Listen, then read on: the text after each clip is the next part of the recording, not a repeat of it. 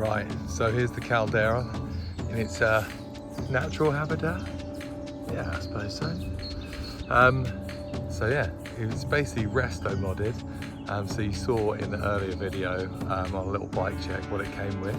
So I've made a few changes and so far it seems a lot better. So starting at the front,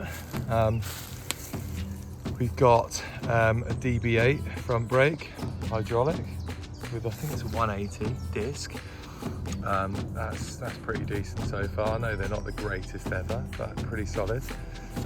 Got the wider bar, I think it's like a 700 maybe, which actually feels about right for this bike, rather than a massive sort of 800. Got the DMR death grips, classic. Everyone knows and loves those. Kept with the V on the back, because obviously it's the V brake only. New fork, new for the bike. Sort of 100mm travel, Marzocchi Bomber EXR 03. That's air sprung, which is nice. Not the greatest, but a big improvement over the knackered Manitou.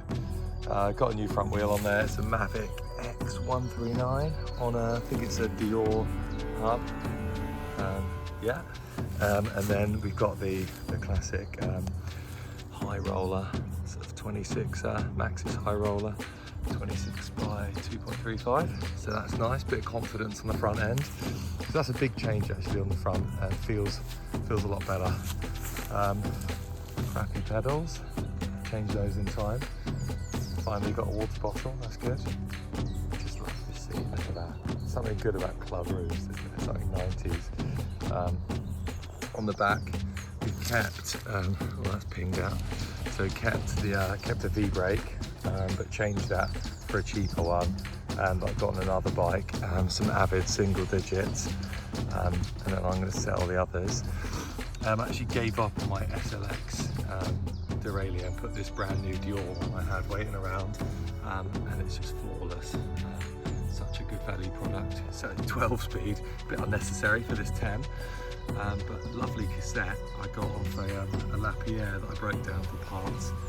So that's a 36 big tooth, but I think that'll do the trick so far. With this, I think it's a 30 I've got on the front, and some old Specialized strong arm cranks, I think they are.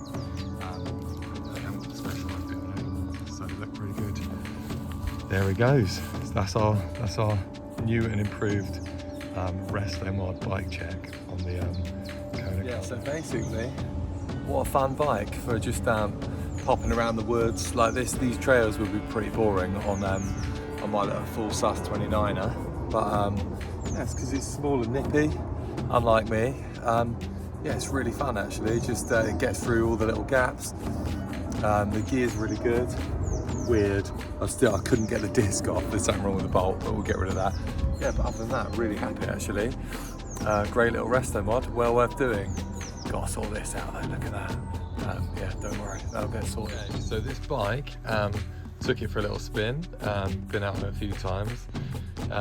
So overall impressions, climbing, pretty good actually. It climbs nicely, it's nice and stiff, but it's got a bit of compliance from the steel. Obviously the wheels don't roll over like a 29er over obstacles, but yeah, makes its way up the hill quite nicely.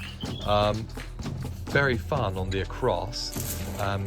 So it's got pretty sort of, I know it's got old school geo, but I like the sloping top tube, gives you a bit more space. But yeah, it's quite nice and nippy, sort of going across and through the woods. I like having the modernised drivetrain, which is a lot better than a triple. I just really hate triples if I'm just never in the right gear.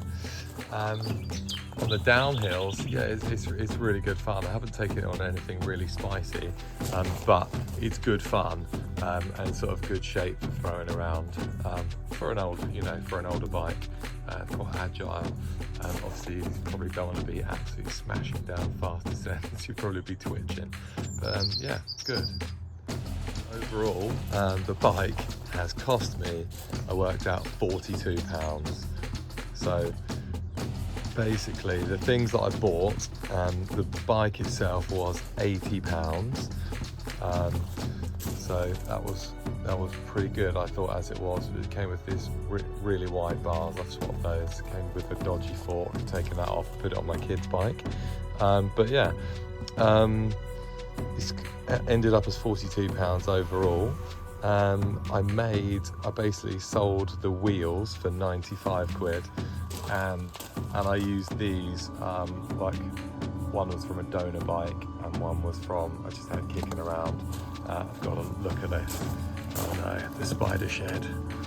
So there's all sorts of stuff in here. Loads of wheels, all my bits. So that's where some of the donor stuff comes from, just from buying bikes and then selling the bits and keeping some other bits. So the only other bits I bought was the derailleur, which was 35, the Dior 12 speed. It was not actually for this project, for a different one, but I needed to use it, so I've used that. And then the chain ring is just like some Chinesian one. So that was £12. It's actually pretty good, no complaints so far. Everything else on the bike was donor bits, and mainly from one bike that I bought, which was a Merlin. It's a Merlin Malt one in here. There he is. So most of it came off that. I'll do something with that another time to spray it up. But yeah, most of those bits came from there. Bought that for £50, and that's provided most of the stuff for it. Other stuff, I don't know if this is an unfair way to price things, but yeah, when you've built a sort of found a good bike, take some bits off it, sell them, and it just sort of finances the rest, and it's basically free. So there we go. Total costs, Kona Caldera, £42. The main way is like when I saw it had the Mavic D521 wheels, which I knew were quite valuable second hand. They're sort of old school downhill wheels. So that's basically financed most of the upgrades.